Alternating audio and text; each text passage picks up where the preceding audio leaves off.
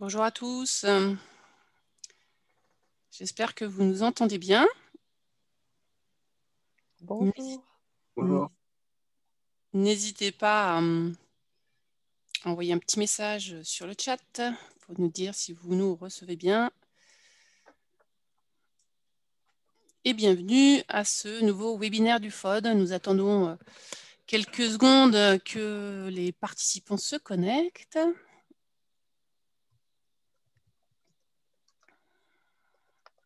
Alors, je le précise, c'était un webinaire qui est réservé aux adhérents du FOD pour que vous puissiez interagir avec les intervenants en posant toutes les questions que vous avez sur le cadre juridique et le formalisme d'une formation à distance. Bonjour à tous.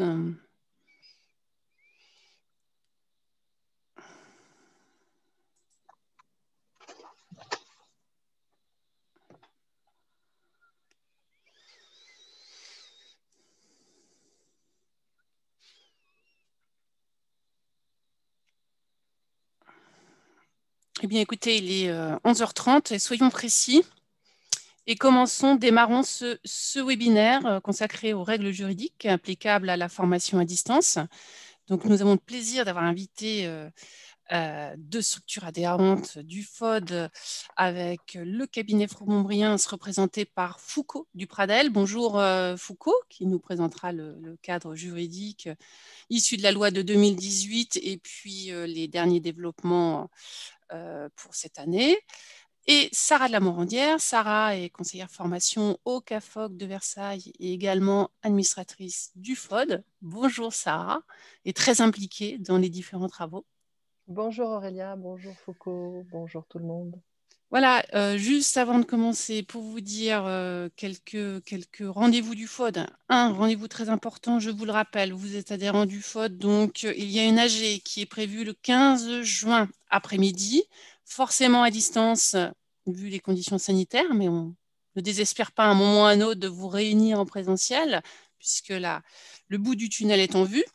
Donc, vous avez reçu l'invitation, la convocation. N'hésitez pas à confirmer votre participation et on vous enverra tout ce qu'il faut, les liens et puis de la documentation pour cet AG. Surtout si vous êtes nouvel adhérent, c'est important pour vous de mieux connaître effectivement comment nous fonctionnons et puis nos différents travaux auxquels nous vous invitons évidemment à participer.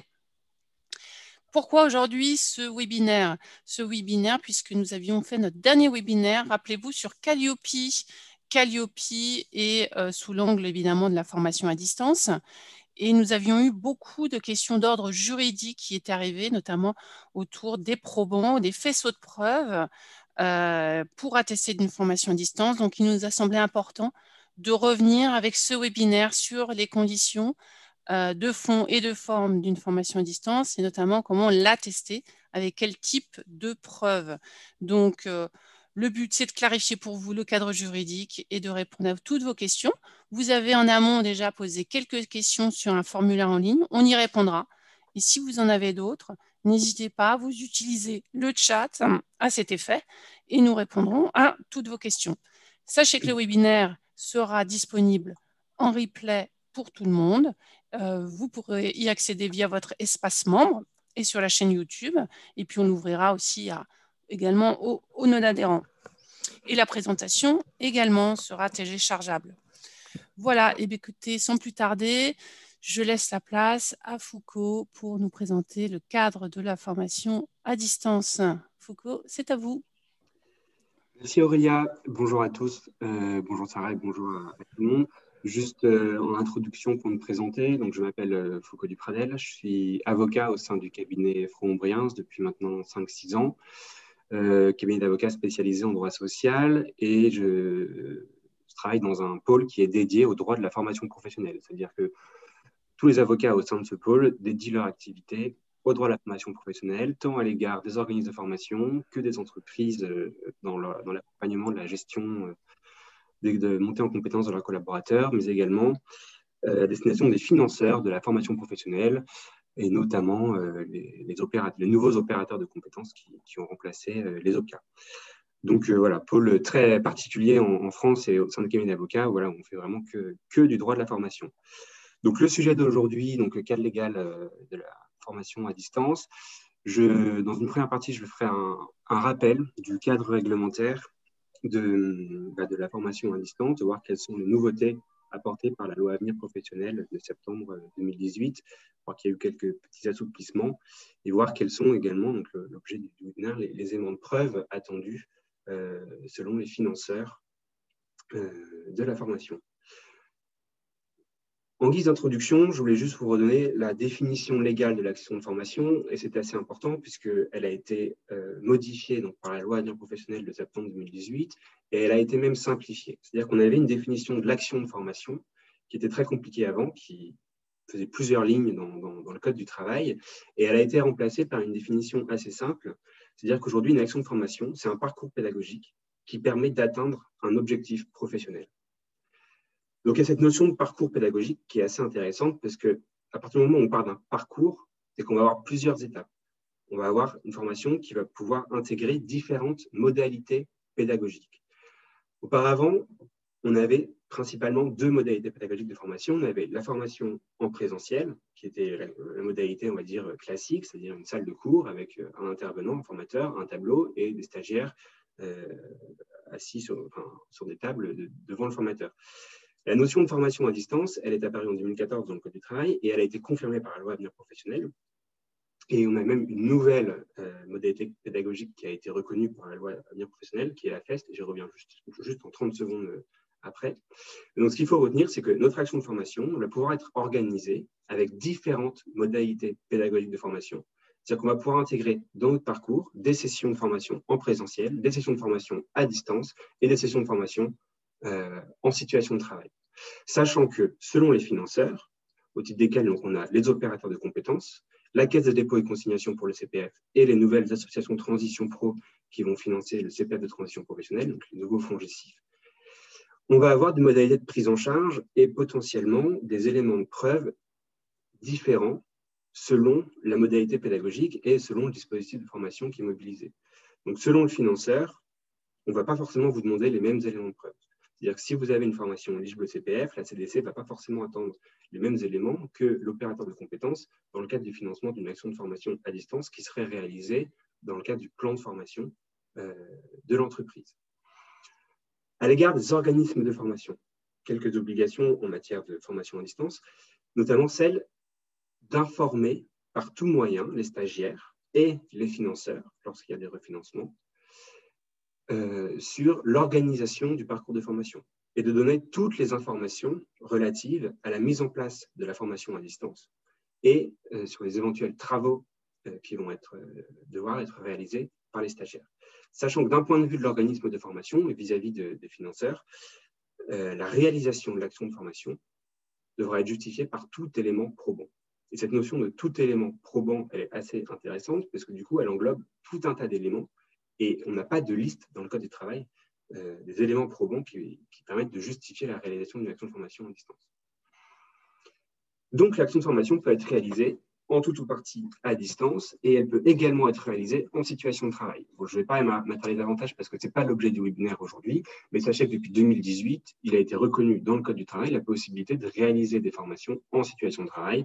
Bon, ce qui est assez intéressant parce que jusqu'à présent, les formations ne pouvaient pas se dérouler, devaient nécessairement se dérouler en dehors des locaux de l'entreprise. Là, on a donc une nouvelle modalité pédagogique qu'est la FEST. Donc, concrètement, on a un parcours de formation qui peut comprendre des sessions de formation en présentiel, à distance et en situation de travail. C'est pour ça qu'on parle de parcours pédagogique et de multimodalité de la réalisation de la formation, puisqu'on va avoir différentes modalités pédagogiques de réalisation présentielle, à distance et en situation de travail.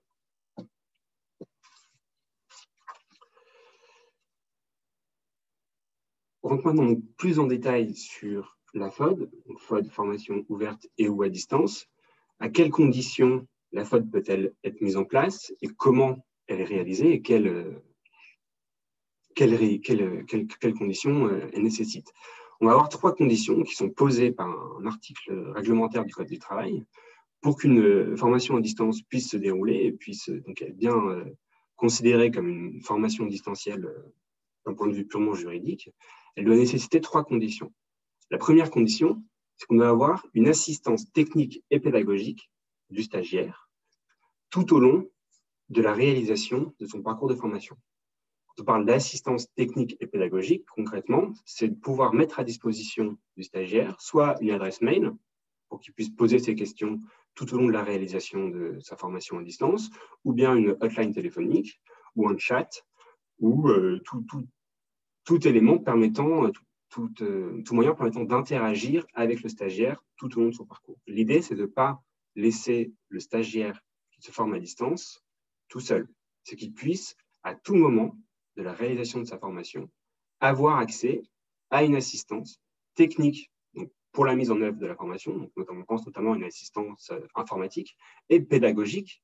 Et là, le pédagogique, c'est l'assistance d'un formateur ou d'un intervenant qui va pouvoir l'accompagner d'un point de vue pédagogique dans la réalisation de sa formation. Donc, c'est deux assistances, une assistance technique, une assistance pédagogique. Deuxième condition, c'est l'information. J'y reviens, mais donc c'est très important, l'information du stagiaire sur comment va se dérouler la formation à distance. Quelles vont être les activités pédagogiques qui vont devoir être réalisées par le stagiaire tout au long de son parcours de formation, dès lors qu'il comprend des sessions à distance. Par activité pédagogique, on entend par exemple la réalisation de petits travaux à distance, des QCM, des petits quiz à la fin de chaque module e-learning pour pouvoir bien montrer qu'il y a un apprentissage et une activité réalisée par le stagiaire et qu'il n'est pas passif derrière son écran. Et à partir du moment où on a cette notion d'activité pédagogique, il va falloir donner une durée moyenne pour réaliser ces différentes activités, ces différents modules e-learning qui vont composer un parcours de formation. Là, c'est la responsabilité de l'organisme de formation d'estimer cette durée moyenne. Et c'est à lui de la définir. Et c'est sur la base de cette durée moyenne que derrière, l'organisme de formation sera refinancé. Et enfin, et très important, c'est cette notion d'évaluation tout au long du parcours de formation qui jalonne ou conclut l'action de formation. Donc, c'est-à-dire, par exemple, des petits quiz, j'y reviens, mais à la fin de chaque module, hop, un petit quiz pour pouvoir passer ensuite au module suivant, et ainsi de suite. Et à la fin de la formation, un quiz ou un petit examen général ou un petit cas pratique à distance pour pouvoir bien démontrer que le stagiaire a suivi l'intégralité de la formation à distance. Et c'est notamment sur la base de ces petites évaluations, de ces travaux qui sont demandés aux stagiaires, de ces petits quiz au QCM, que va pouvoir être démontrée la réalité de l'action de formation. C'est-à-dire qu'en formation, dans le cadre d'une formation à distance, on n'a pas de feuille de présence comme en présentiel. Et donc, tous ces petits travaux et toutes ces petites activités pédagogiques qui sont réalisées par le stagiaire à distance sont tout autant d'éléments qui vont permettre de prouver la réalisation de la formation auprès du financeur. Donc, tout élément probant, ça permet d'inclure pas mal d'éléments, donc des petits travaux, des quiz, des QCM, des cas pratiques. Certains financeurs vont également pouvoir vous demander les relevés de temps de connexion. Alors là, il y a un vrai sujet sur les relevés de temps de connexion, parce que je rappelle que la formation à distance, elle est financée sur la base d'une durée moyenne. Donc déjà, l'OF ne sera pas, l'organisme de formation ne sera pas financé sur la base du temps de connexion effectivement passé par le stagiaire. Donc c'est pas forcément un élément hyper probant, si je peux parler comme ça. Et surtout, les relevés de temps de connexion, ce ne sont pas du tout un élément qui est listé dans le Code du travail. À aucun moment, dans les textes légaux ou réglementaires qui régissent la formation à distance, il n'est fait référence à des loggings ou relevés de temps de connexion. C'est vraiment une notion qui est venue plus tard avec la réalisation de formation à distance et qui est un élément parmi d'autres qui va permettre de justifier la réalisation de la formation à distance, mais qui ne suffit pas en tant que tel à prouver que la formation a bien eu lieu et que le stagiaire surtout était bien présent pendant la formation à distance. Concernant le formalisme applicable, et pour le coup, quel que soit le financeur de l'action de formation, on va avoir dans tous les cas la nécessité de conclure une convention de formation avec un certain nombre de mentions obligatoires. Donc, les prérequis, la durée de la formation, le programme, évidemment, les activités demandées aux stagiaires, etc. C'est une convention de formation, elle est nécessaire. Elle est nécessaire, sauf dans le cadre des formations financées dans le cadre du CPF, du compte personnel de formation, puisque dans ce cadre-là, les conditions générales de la Caisse des dépôts et consignations font office de convention de formation. C'est-à-dire que dans le cadre du CPF, l'organisme de formation n'a pas l'obligation de conclure une convention de formation avec l'entreprise, avec le stagiaire, parce que dans le cas du CPF, l'entreprise n'est pas partie prenante, hein, puisque c'est l'apprenant, c'est l'individu qui mobilise de lui-même son CPF et qui s'inscrit de lui-même en formation. Donc, il n'y a pas nécessité de conclure un contrat de formation entre l'organisme de formation et le stagiaire, parce que l'acceptation des conditions générales de la CDC vaut contrat de formation.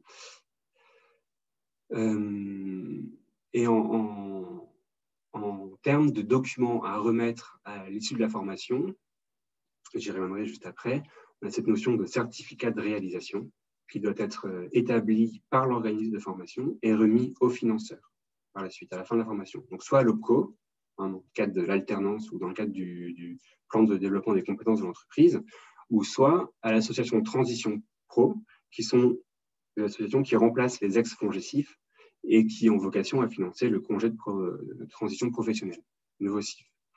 Et lorsqu'on est en présence d'un autre financeur, donc par exemple Pôle emploi ou la région, là, tout élément probant, tout élément qui peut être établi par l'organisme de formation peut venir justifier la réalisation de la formation. Et on a cette notion d'attestation d'assiduité dans le cadre de formation à distance.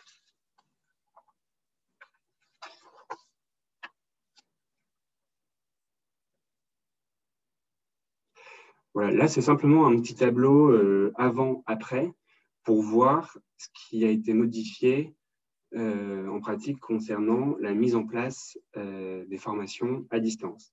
C'est-à-dire qu'avant 2019, on avait cette référence à une durée estimée. C'est-à-dire que l'organisme de formation devait estimer une durée, et c'était sur la base de cette durée estimée que le financeur venait financer la formation. Aujourd'hui, on a cette notion de durée moyenne.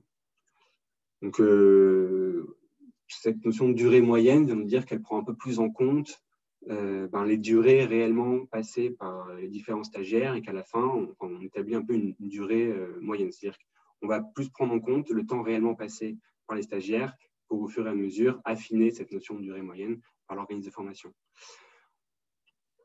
Auparavant, on avait cette notion d'encadrement technique et pédagogique. Aujourd'hui, on a cette référence à l'assistance. Et là aussi, c'est assez intéressant parce que quand on parlait d'encadrement technique et pédagogique, cela pouvait supposer qu'on devait nécessairement avoir l'intervention d'un formateur, de façon soit asynchrone, hein, donc en direct, ou asynchrone, avec des échanges de mails, mais qu'on devait, en tout cas, au moins une ou deux fois, pendant la réalisation de la formation à distance, avoir une intervention d'un intervenant, d'un formateur, pendant la formation à distance. Aujourd'hui, cette notion d'assistance technique et pédagogique laisse entendre que si le stagiaire n'a pas besoin d'assistance, eh bien, il peut se former tout seul sans avoir recours à l'intervention d'un formateur ou d'un animateur. Donc, la loi de 2018, là, à mon sens, apporte une certaine souplesse dans la réalisation des formations à distance, puisque ça suppose qu'un stagiaire qui se débrouille très bien tout seul dans la réalisation de son parcours de formation à distance ne peut ne solliciter l'intervention d'aucun formateur tout au long de sa formation. Et en revanche, on a toujours ces évaluations en cours et à la fin de la formation qui sont nécessaires. S'agissant des justificatifs, il était prévu, et c'était indiqué dans le Code du travail avant 2019, qu'en matière de formation ouverte à distance, l'organisme de formation devait présenter des justificatifs d'assiduité.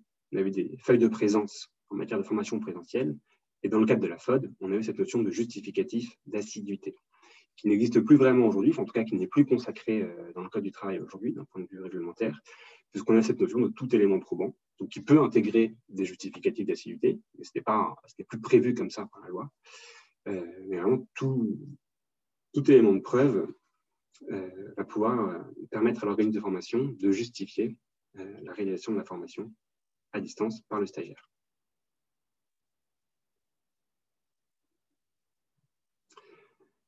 Là, c'est un petit focus sur les différents documents à remettre dans le cadre de la formation à distance et qui existaient avant 2019 et qui existent depuis 2019.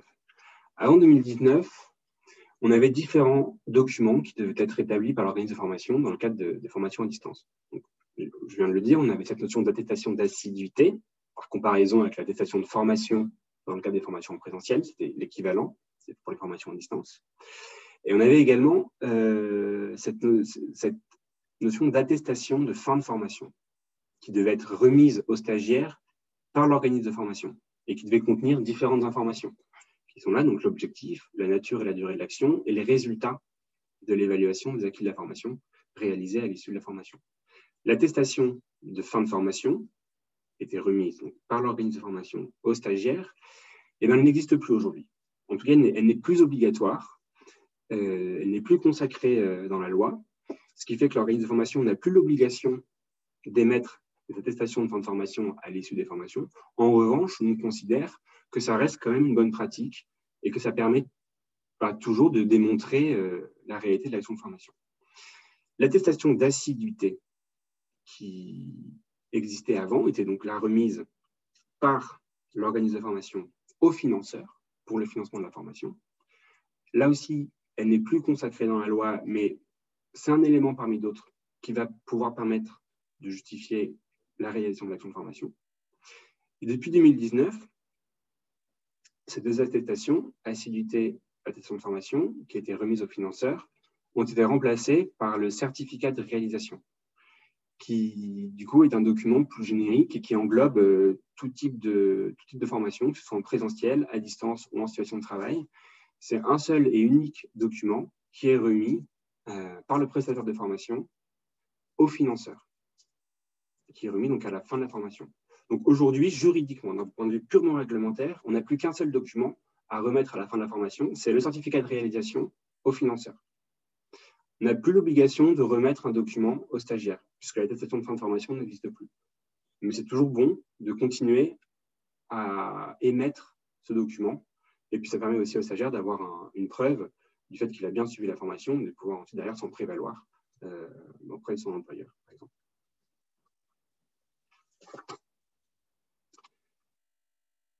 Voilà. Dernier point dans ce rappel du cadre réglementaire, c'est un petit focus sur le CPF, parce que je vous le disais dans l'introduction, dans le cadre du compte personnel de formation, ce sont les conditions générales d'utilisation de la Caisse des dépôts et consignations qui s'appliquent et qui valent contractualisation, et qui permettent donc de ne pas contractualiser, de ne pas formaliser de convention de formation ou de contrat de formation avec le titulaire du CPF.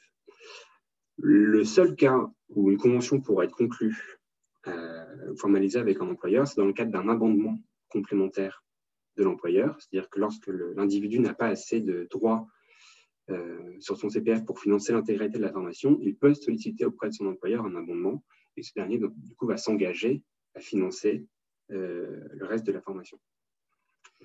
Sachant que pour permettre la vérification de l'exécution de la formation, donc le cas échéant à distance par la CDC, l'organisme de formation va devoir informer la CDC un peu tout au long du parcours.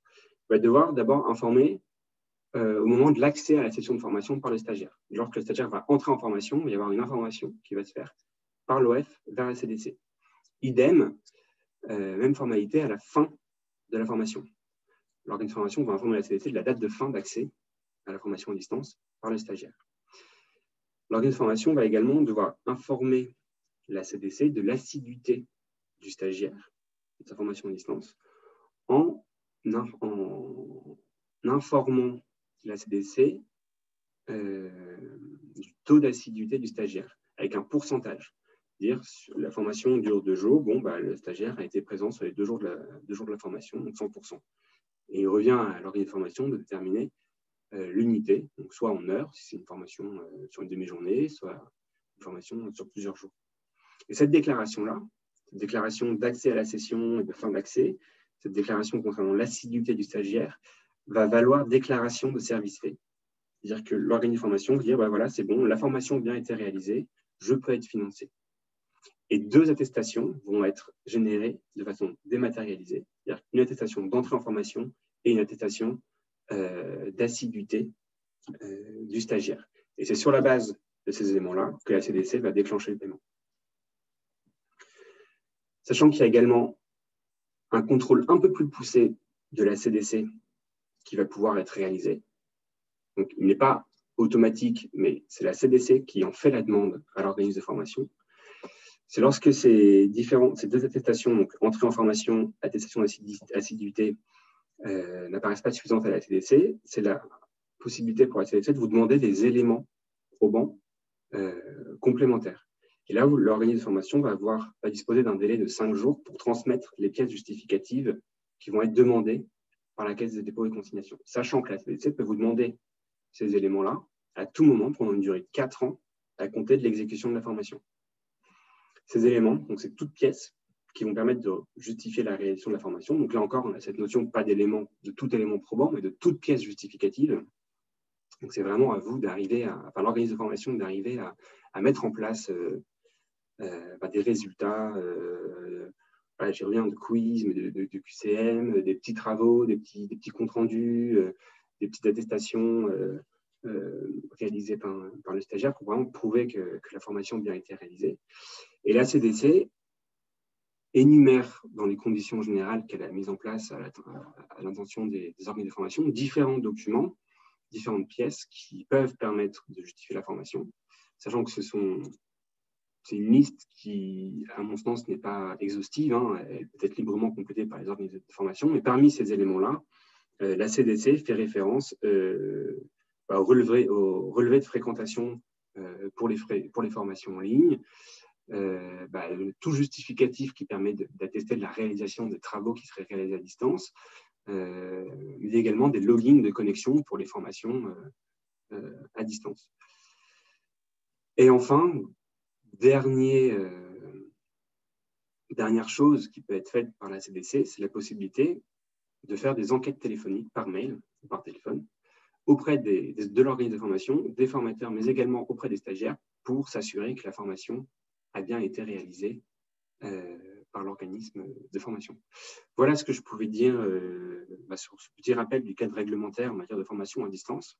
Donc, ce qu'il faut bien retenir, c'est que vous avez 3 conditions à mettre en place dans le cadre d'une formation à distance, une assistance technique et pédagogique, l'information du stagiaire sur les activités pédagogiques qui sont réalisées à distance et des évaluations, soit tout au long de la formation et à la fin de la formation. Et l'organisme de formation peut justifier la formation à distance par tout élément probant. Et là aussi, donc, c'est assez intéressant parce que vous pouvez justifier la formation de différentes manières, même si en pratique, les OPCO vont plutôt vous demander telle ou telle pièce. J'insiste également sur le fait que les relevés de temps de connexion ne sont pas un élément probant sont un élément probant, mais ne permettent pas de justifier à eux seuls la réalité de la formation. C'est vraiment à l'OEF d'apporter d'autres éléments que les seuls relevés de temps de connexion, d'autant que dans tous les cas, l'organisme de formation obtient un financement sur une durée qui est moyenne. Donc, si la durée moyenne de la formation à distance, c'est 2 heures et que le stagiaire passe 3 heures, vous n'aurez pas de financement sur la base de 3 heures, mais bien sur la base de 2 heures. Que la disparité des temps de connexion entre les stagiaires, si vous avez des stagiaires qui mettent 1 heure et d'autres 3 ou 4 heures, ça va du coup être des éléments qui vont un peu interloquer le financeur en mode non, mais pourquoi lui il a mis 1 heure et pourquoi lui il a mis 3 heures. Donc voilà, ce n'est pas forcément des éléments qui vont permettre de bien prouver la réalisation de l'action.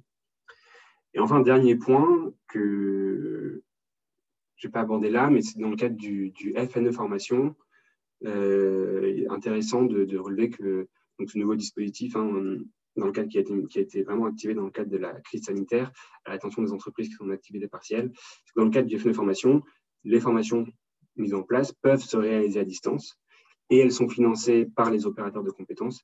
Et donc, dans ce cas, c'est vraiment à l'égard des OPCO que vous devrez apporter toutes les preuves nécessaires pour justifier la réalité de cette formation. Mais voilà, c'est le régime légal, réglementaire qui s'applique. Donc, il n'y a pas d'éléments différents à apporter dans le cadre de la justification d'une formation à distance qui serait réalisée dans le cadre du FNE. Voilà, j'en ai terminé pour ce rappel du cadre réglementaire relatif à la formation ouverte et à distance. Merci Foucault. Donc on prendra ensuite les questions, on en a plusieurs, mais on les prendra après. On va laisser Sarah Lamorandière prendre la suite. Merci beaucoup, Aurélia. Donc, je me présente, Sarah de la Morandière, conseillère en formation continue au CAFOC de l'Académie de Versailles. Donc, CAFOC, Centre académique de formation continue. Nous accompagnons, nous conseillons et nous formons des organismes de formation, des services formation et les professionnels de la formation professionnelle continue, de la formation d'adultes. Voilà pour ce qui est de ma présentation. Alors, j'ai prévu d'aborder les 4 champs en fait, sur lesquels nous travaillons pour organiser et réaliser une action de formation à FOAD. Michael, je veux bien du coup que l'on avance. Merci beaucoup. Donc, les 4 champs que je vais aborder vont être la contractualisation, la prescription, les jalons et attester de la réalisation. Donc, concernant la contractualisation, pardon, je ne vais pas revenir, évidemment, je ne vais pas redire tout ce qui a été dit précédemment. Il y a eu beaucoup d'éléments. Simplement, nous sommes vigilants au CAFOC à ce que dans nos contrats de formation, dans nos conventions de formation et également sur tout élément contractuel, hein, que ce soit devis ou autre, il soit bien fait mention des items relatifs à la FOAD. Donc ça, c'est important puisque ce sont des documents contractuels. Donc tout ce qui va relever de l'organisation, de la formation et des compétences et qualifications spécifiques pour les membres de l'équipe pédagogique relatifs à la FOAD. Il en va dans ces documents contractuels, évidemment, de la responsabilité de l'entreprise lorsqu'il y a une entreprise dans les parties prenantes, en tout cas de l'organisme de formation et du stagiaire, alors du stagiaire au sens d'apprenant, bien entendu, en tout cas au sens du bénéficiaire de la formation. Et sont également très importants en termes d'éléments à stipuler dans les documents contractuels, donc ce sont les temps, les moments de la formation, puisque sur ces temps, sur ces moments de la formation, eh bien, il en va de la responsabilité de l'organisme de formation. Donc, je voulais apporter cette petite précision-là parce qu'effectivement, au moment de la contractualisation, on indique une durée moyenne, on indique le cas échéant un planning, un emploi du temps de formation. Néanmoins, la modalité à distance, l'accès à des ressources en ligne permet aux bénéficiaires finalement d'aller aussi à d'autres moments effectuer ces travaux ou des activités ou de travailler sur des supports pédagogiques. Donc, il faut bien qu'il y ait malgré tout un planning de formation de formaliser et qui corresponde au cadre, je dirais, de travail prévu. Donc, ces éléments-là bien répondent évidemment au cadre juridique de la FOAD, mais il faut bien également prendre en compte que ce que l'on propose aux bénéficiaires, ça correspond bien à ses besoins. Si vous reprenez sur les premières diapos présentées par Foucault, il s'agit là de mettre en place les moyens nécessaires en réponse aux besoins du bénéficiaire pour atteindre des objectifs pédagogiques. Donc, du coup, ce que l'on propose et ce qui est mentionné dans les conventions de formation, les documents contractuels, ce sont bien les éléments qui viennent permettre aux bénéficiaires d'atteindre les objectifs pédagogiques, y compris les modalités. Et ça vient également répondre à des critères indicateurs Calliope. Donc, j'ai fait en sorte de faire le lien aussi à chaque fois avec des indicateurs Calliope. Donc, je ne vais pas forcément les lire à chaque fois, mais enfin, vous les voyez ici, par exemple, sur la contractualisation. Le prestataire effectue l'analyse du besoin du bénéficiaire en lien avec l'entreprise et ou le financeur concerné. Et sur l'indicateur 5, le bénéficiaire définit les objectifs opérationnels et évaluables de la prestation. Donc, ces éléments-là doivent effectivement forcément être cohérents.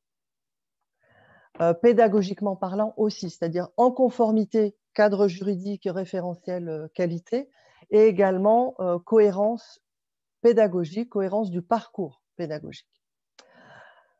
Le deuxième champ que je souhaitais aborder, que j'aborde ici, c'est celui de la prescription. Donc, de la prescription de la formation, de la prescription en termes de parcours de formation, donc qui peut évidemment comporter différentes étapes, en tout cas différentes séquences, on va en reparler après.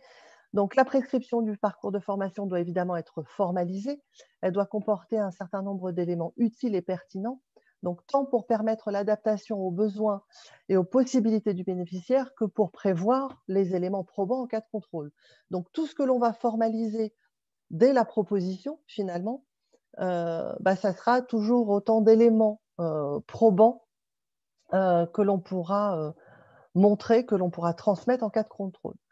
Donc, tout ce qui va être, alors, durée moyenne prévue, durée moyenne, évidemment, elles sont estimées au regard des éléments donnés par les formateurs, le formateur ou les formateurs. Ça va être aussi au regard de ce que l'on a pu déjà pratiquer préalablement sur des sessions précédentes. Donc, ces éléments de durée vont être nécessaires. Les informations relatives à l'assistance et à l'accompagnement, donc ça peut être quelle personne vous pouvez solliciter, quel membre de l'équipe pédagogique, quelles sont ses fonctions, quelles sont ses qualifications, comment vous allez pouvoir contacter votre référent, sous quel délai il pourra vous répondre.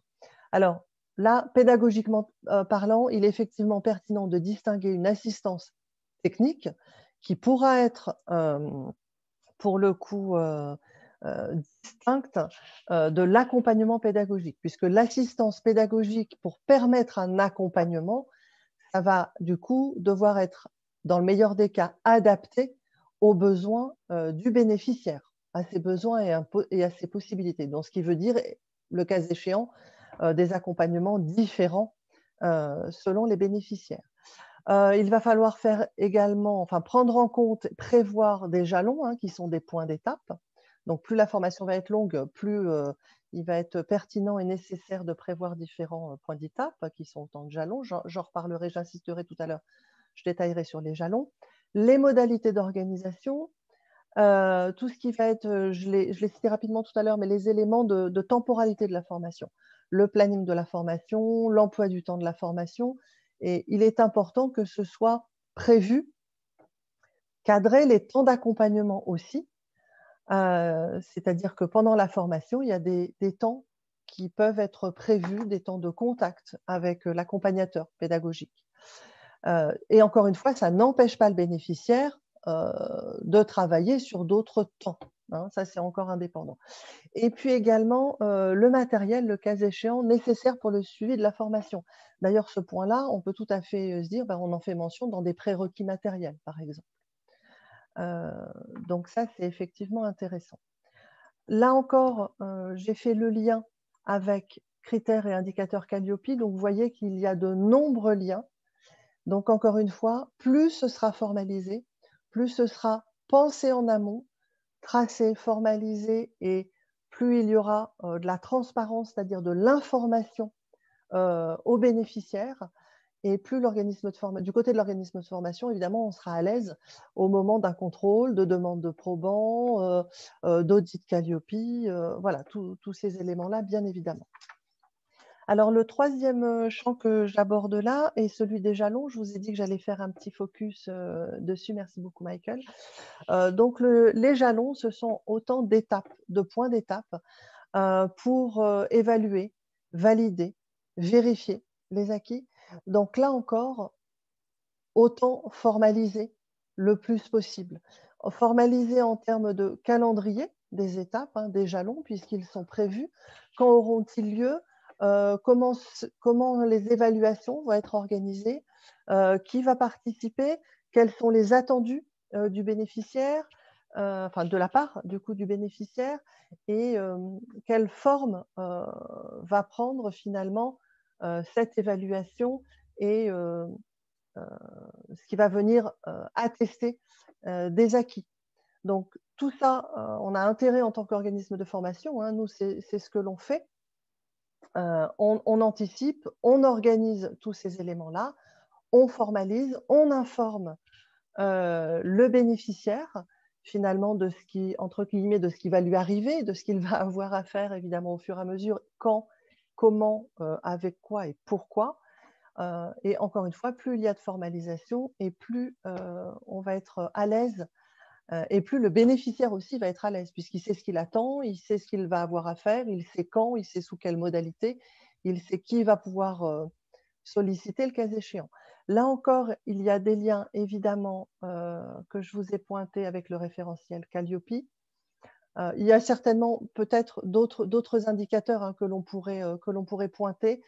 À mon sens, j'ai pointé les principaux, mais voilà, ça ne se veut pas exhaustif de ma part, bien évidemment.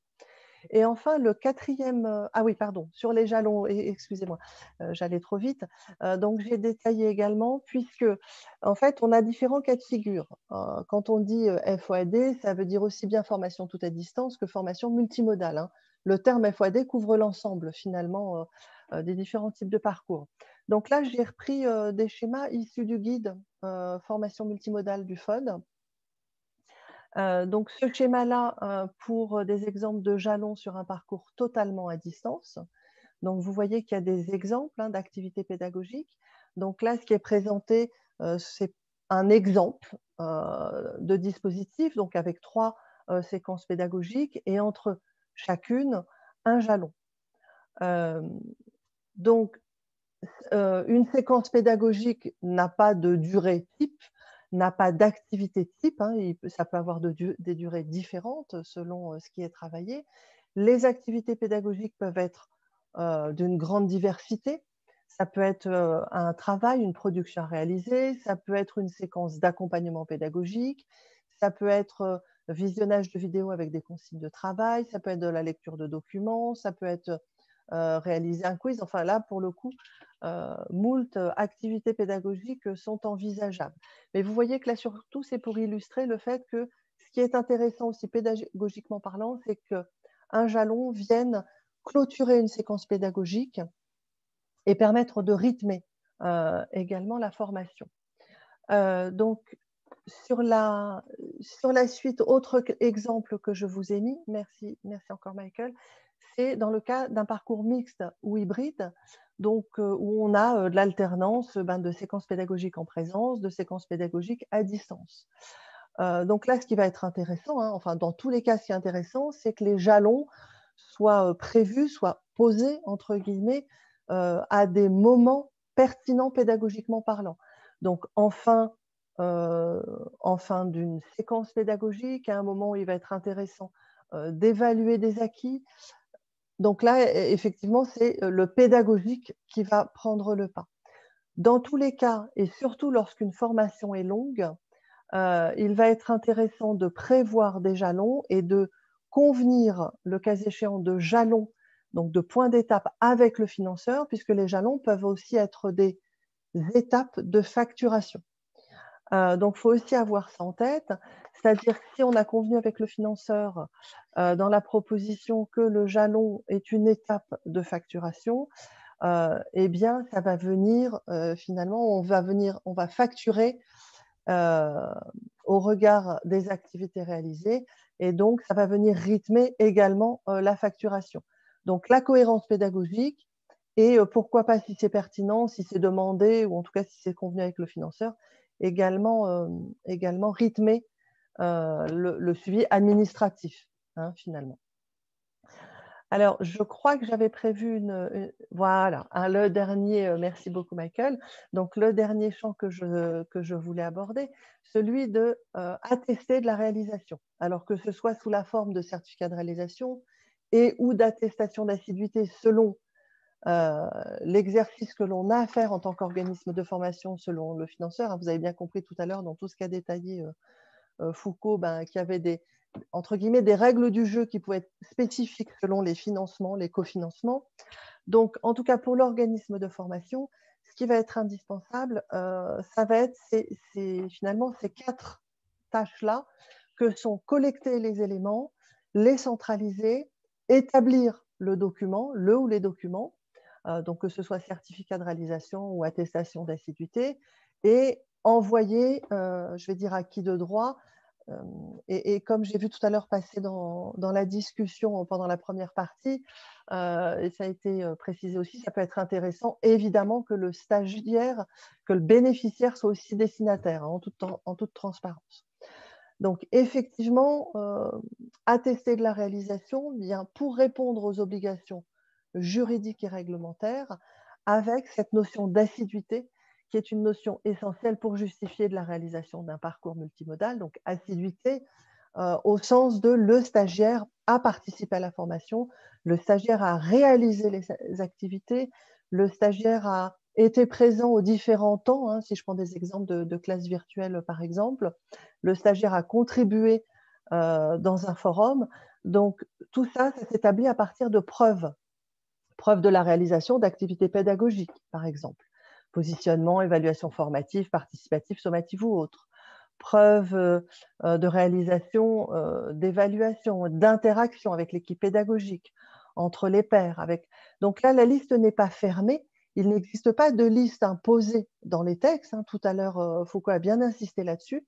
Mais c'est plus, du coup, à l'organisme de formation, aux professionnels compétents, pédagogues, de déterminer finalement les activités et les probants à prévoir, les traces finalement à prévoir pour pouvoir montrer, formaliser le suivi, montrer autant d'éléments probants et encore une fois en toute transparence également avec le bénéficiaire. Plus on est transparent, plus le bénéficiaire sait ce qu'il a à faire, pourquoi il l'a à faire. Donc ça permet vraiment à toutes les parties prenantes de suivre sur un rythme commun finalement les différentes étapes et les différentes tâches qui sont prévues. Voilà pour les points que je voulais aborder. Je vois qu'il y a beaucoup d'interactions dans la discussion, donc je pense que ce sont autant de points que nous allons reprendre pour les questions. Merci, voilà, en tout cas de votre attention. Merci, rends Sarah. la parole du coup à Aurélie. Voilà, et vous pouvez retrouver un certain nombre d'informations dont a parlé Sarah dans le guide des formations multimodales, qui est toujours d'actualité, que vous pouvez télécharger, qui est en ligne, et qui vous donnera aussi plein de conseils et plein d'astuces pour vous dire effectivement la nature des preuves à collecter, quelles sont les traces que je peux utiliser de mes apprenants pour justement justifier de l'action de formation. Donc on a fait pas mal de tableaux là-dessus et Sarah du coup était à la manœuvre là-dessus avec Sabrina du cabinet Front-Montbriand. C'est donc ce guide, je vous le conseille. Je vous conseille sa lecture. Plusieurs questions, de nombreuses questions effectivement dans le chat. Certaines, merci Foucault a répondu à certaines questions qui étaient assez concrètes. Mais il y a beaucoup de questions qui reviennent en fait sur la question de la durée estimée et moyenne. Donc, Marie-Christine Lorcal demande quelle est cette différence à faire entre durée estimée et moyenne. Et je reprendrai bien aussi la question de Marc Poncin et son commentaire sur durée estimée et durée moyenne, sachant que Marc fait référence au fait qu'on parle peu de la responsabilité de l'organisme de formation. Lui, il se situe dans un contrat d'apprentissage à distance, mais ça rejoint aussi pour tout contrat sur du distanciel. Quelle est la responsabilité de l'OF? Pour s'assurer que son stagiaire est bien, son apprenant est bien en formation sur son temps de formation, et puis aussi en cas d'accident, alors qu'il pourrait effectivement être réputé être en formation sur son temps de travail. Donc, sur ces éléments-là, peut-être Foucault, est-ce que vous pourriez apporter des précisions? Oui, alors sur cette notion de durée moyenne et durée estimée, bon, on est quand même sur des notions qui sont assez proches. Hein. Je n'ai pas envie de dire qu'on joue sur les mots, mais la différence entre la durée estimée, donc qui devait être estimée avant 2019, c'était vraiment l'organisme de formation décider de lui-même quelle durée allait être nécessaire pour réaliser la formation à distance. Avec l'introduction de cette durée moyenne, je l'ai un peu dit tout à l'heure, c'est qu'elle sous-entend qu'on va prendre en compte les temps moyens réalisés par les apprenants. Ça signifierait qu'au fur et à mesure que la formation est suivie par des stagiaires, on affine un peu au fur et à mesure, en fonction des durées, une durée moyenne du parcours de formation à distance. Mais dans les faits, ça revient un peu à la même chose. C'est ce que disait Marc Poncin dans sa réponse, c'est qu'il revient à l'organisme de formation en fait, de contractualiser la durée de sa formation à distance. Donc, qu'on soit sur une notion de durée estimée ou une notion de durée moyenne, il revient à la fin à l'organisme de formation de déterminer un temps de formation à distance pour réaliser la formation. Donc, voilà, différentes terminologies, mais in fine, à la fin, c'est bien l'organisme de formation qui doit estimer une durée moyenne, si je peux dire comme ça. Mais donc voilà, on a une durée moyenne. Et c'est sur la base de cette durée, surtout que l'organisme de formation est financé. Donc, c'est-à-dire qu'une formation dont la durée moyenne est d'1 heure, une formation à distance dont la durée moyenne est d'1 heure, que l'apprenant la réalise en 45 minutes ou en 1h30, c'est bien 1 heure qui sera comptabilisée au titre de la formation. Et l'autre question, dans le cadre du contrat d'apprentissage, oui, effectivement, vous êtes toujours tenu de fixer une durée par rapport à la maquette de formation, mais dans ce cas-là, pour les sessions à distance, la durée moyenne, elle est renseignée dans la maquette de formation. Et il revient à l'organisme de formation ou au centre de formation des apprentis de s'assurer que le stagiaire ou l'apprenti est bien en formation. Et là, vous avez une obligation où effectivement le stagiaire pourrait aller se promener, mais il vous revient en tant que responsable de la formation de vous assurer que l'apprenant est bien en formation. Donc, soit c'est des formations synchrones par webcam, et là, vous pouvez clairement vérifier s'il est présent ou pas présent. Quand c'est sur des modules de formation pédagogique, e-learning réalisé tout seul de son coin, là, vous ne pouvez pas trop. C'est un peu plus compliqué, quoi. Un peu plus délicat. Et en cas de, justement, je reviens sur cette question posée par Marc Poncin, en cas d'accident, lorsque par exemple un jeune a un accident alors qu'il est censé être en formation, est-ce de la responsabilité de l'OF? Oui, c'est la responsabilité de l'OF oui, parce que lorsqu'il est censé être en formation, c'est assimilé à des temps de travail, donc c'est sera considéré comme un accident de travail. Donc oui, c'est la responsabilité de l'OF ou du centre de formation d'apprentis. Et là, c'est d'arriver à bien vous assurer quand c'est des formations à distance synchrones comme là, que le stagiaire est présent. Et quand c'est des modules, de lui dire vous avez 2 heures. Allouer 2 heures dans la semaine pour réaliser ces modules à distance. Mais oui, c'est la responsabilité de l'organisme de formation. Ok. Pour revenir sur les éléments probants, j'ai une question je crois que c'est Corinne Sorel qui la pose, qui dit qui décide de la liste des éléments probants? Peut-on refuser certaines demandes de financeurs qui ne nous semblent pas, intéressantes, voire pertinentes? Ça, c'était une première chose. La deuxième chose, que faire quand des financeurs, notamment, nous demandent des fiches de présence, même à distance? Alors ça, ça a été dit et par moi et par Sarah, il n'y a pas de liste d'éléments probants prévus, en tout cas d'un point de vue purement légal ou réglementaire, il n'y a pas de liste. À part la CDC dans ses conditions générales qui énumère certaines pièces probantes. Donc, le financeur n'est légalement, encore une fois, c'est d'un point de vue purement, du droit et de la loi, n'est pas obligé de vous demander, ne peut pas contraindre l'organisme de formation à lui apporter tel ou tel élément de preuve. Parce qu'on a cette notion de tout élément probant, donc ce n'est pas au financeur de décider quel élément il attend de la part de l'organisme de formation. En pratique, du coup là, c'est vraiment en pratique et pas d'un point de vue de la loi, certains financeurs, et notamment les OPCO, attendent certains éléments probants et à défaut, ils ne financent pas. Donc là, on est un peu confronté entre le droit et la réalité. C'est-à-dire, d'un point de vue du droit, vous n'êtes pas tenu de répondre aux demandes des financeurs d'apporter certains éléments probants, mais bon, si vous voulez avoir le financement derrière, c'est quand même l'OPCO qui a la réponse, qui accorde le financement à la fin. Voilà ce que je peux dire sur ce point-là. Donc, dans la mesure du possible, c'est répondre aux attentes des OPCO. Quand c'est des demandes ou des éléments probants vraiment disproportionnés, c'est essayer de discuter avec eux pour ne pas avoir à produire des éléments que vous ne pouvez pas produire. Et sur l'autre question, sur les feuilles de présence, même à distance, donc là, ça concerne, je suppose, principalement les formations en présentiel réalisées à distance, c'est-à-dire avec une webcam et quand tous les apprenants sont derrière leur ordinateur.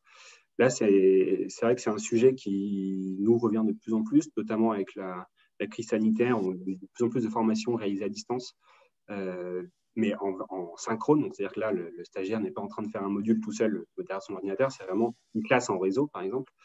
Là, l'idée, c'est de plus en plus d'arriver à à mettre en place des logiciels qui génèrent des feuilles de présence dématérialisées et signées de façon électronique par les apprenants lorsqu'ils se connectent à la session de formation. Ou alors d'utiliser des logiciels de formation à distance, style WebEx, qui permettent de retracer la présence des participants lors des formations à distance. Une autre question sur les conventions de formation. Les conventions sont-elles obligatoires ou peut-on, en termes de forme, envoyer un simple mail? Est-ce qu'un simple mail peut suffire en termes de... Sur les convocations? Oui. Oui, oui, c'est obligatoire pour bien informer le stagiaire du jour, de l'horaire, de la formation, mais il n'y a pas de formalisme légal. Donc, un mail qui contient toutes les informations peut valoir office de convocation. Ça, il n'y a pas de problème. D'accord. Alors, une question de Corinne sur les modules de e-learning. Le stagiaire est payé au titre de la formation sur la base de la durée moyenne ou de son temps de connexion? Je pense que là-dessus, on est sur la durée moyenne. Exactement, on est sur la durée moyenne. Là, oui, sur les e-learning, un e-learning d'1 heure qui serait réalisé en 45 minutes, il valide 1 heure. Et un e-learning d'1 heure réalisé en 2 heures, c'est 1 heure qui est validée toujours. Ouais. C'est vraiment la durée moyenne. Ok. J'ai eu 2 questions de Christophe. Alors, qui nous posait la question des jalons. Est-ce que... alors, il posait la question de savoir si les jalons permettent de ne pas avoir de date précise pour l'asynchrone. Je pense que ce que veut dire Christophe, c'est sur de l'asynchrone, les jalons, ce sont des repères de façon pédagogique et on n'a pas besoin notamment de mettre des dates. Sarah, peut-être une réponse là-dessus? Alors, on n'est pas obligé de mettre des dates. En tout cas, vu qu'il s'agit de faire des points d'étape, de jalonner et de, je vais dire, découper le parcours de formation en séquences, voire en périodes si c'est long, effectivement, on va se trouver à mettre des dates ou une date, je vais dire, une planification de date. Après, si au réel, la date bouge, je pense qu'il y a des choses qui peuvent, ça doit certainement pouvoir s'argumenter, je vais dire comme ça. Mais si par exemple on prévoit sur une formation un jalon intermédiaire et un jalon de fin, ce qui sera attendu, ce sera que ces 2 jalons se soient effectivement déroulés.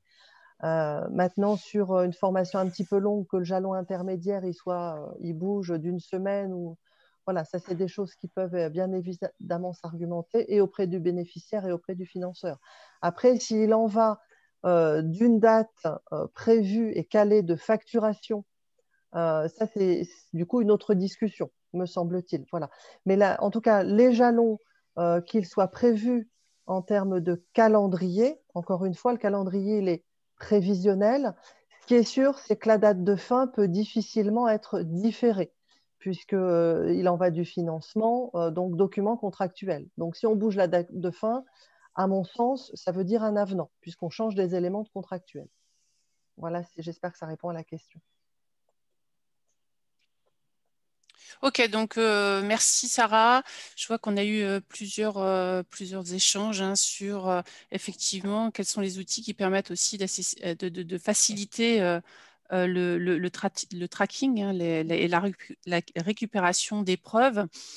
On avait eu aussi une question dans notre formulaire en amont du webinaire qui avait été posée. Et là, on revient sur les probants.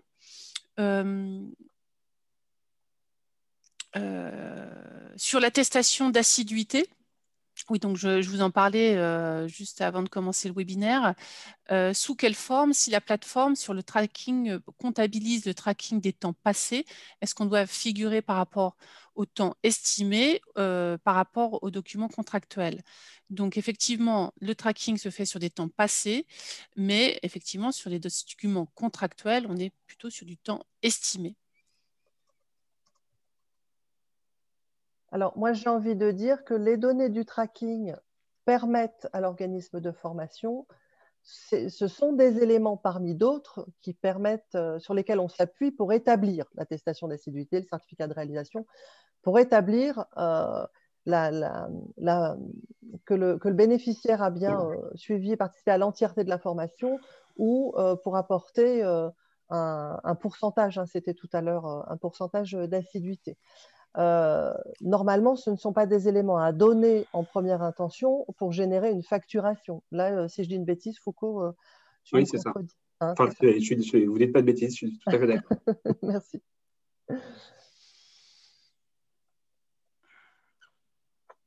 Merci. Alors, je regardais s'il y avait d'autres questions. Donc, effectivement, on a eu des échanges sur les plateformes et les outils de classe virtuelle. Un peu plus loin.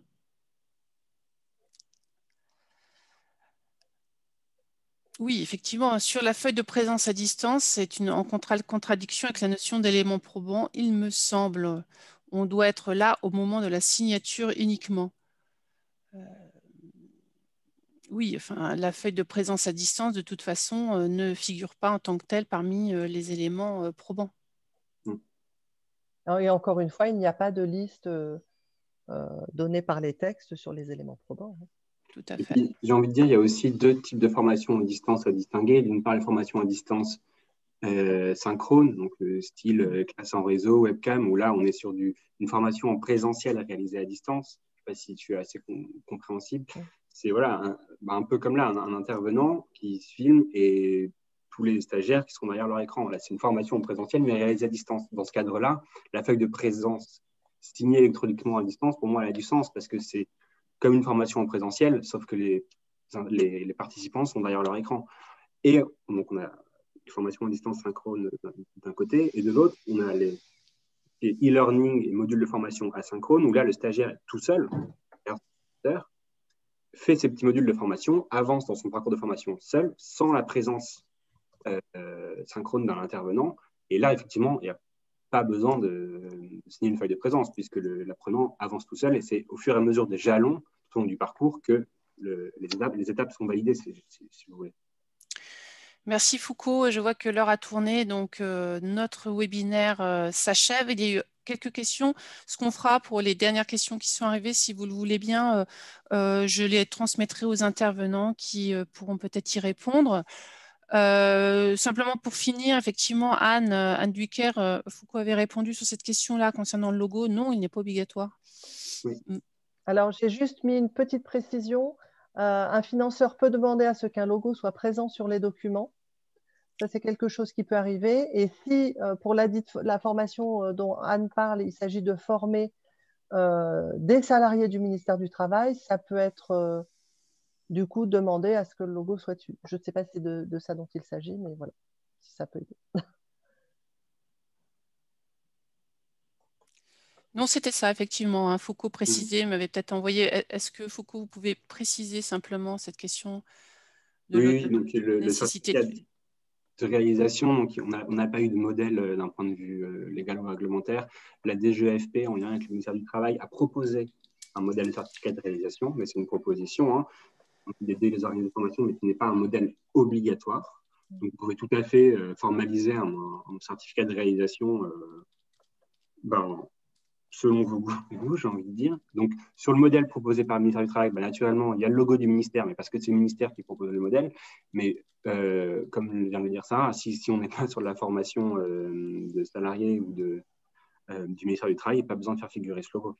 Juste, par contre, en revanche, le logo de l'organisme de formation, là, bien figuré sur le certificat de réalisation. Mais en aucun cas, l'organisme de formation doit faire figurer le logo du ministère du Travail, puisqu'il n'est pas le ministère du Travail, d'ailleurs. Merci à tous. Je vous souhaite écoutez, un bon appétit, hein. Bon déjeuner, bonne semaine et à très bientôt. Je vous ai mis aussi qu'on avait un petit rendez-vous le 3 juin pour un prochain Café du FOD pour ceux qui sont intéressés sur leur temps de pause de déjeuner du midi qui sera animé par Jean Vanderspelden et on causera classe virtuelle. Bonne fin de matinée, à très bientôt.